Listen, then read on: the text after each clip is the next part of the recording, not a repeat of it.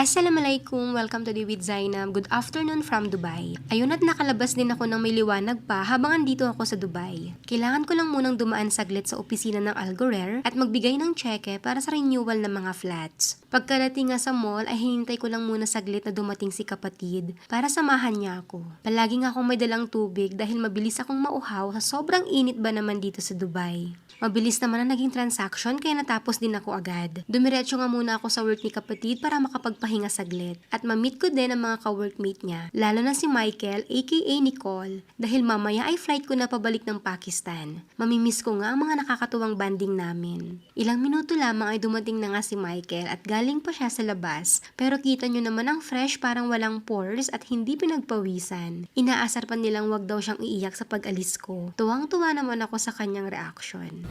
Ay, alis ka na? Te, wag ka na. Naiiyak ako, te. Wag ka na.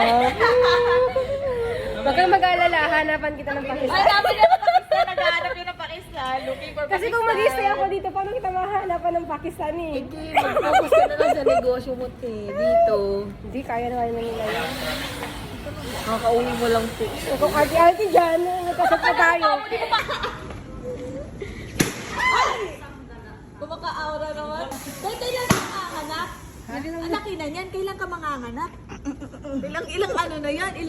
Ilang days na yan? Ang saya at nakaka-good vibes ang katulad ni Michael. Akala mo walang pinagdadaan ng problema sa buhay. Isa na rin to sa mga katangian nating mga Pinoy na kahit anong suliranin at pagsubok sa buhay, ay nagagawa pa rin nating ngumiti, tumawa at magpasaya sa ibang tao. Ginawan din pala niya ako ng kutsinta. Pabaon niya sa akin to Pakistan. Ipapatikim ko din ito kina Habi at mga bata.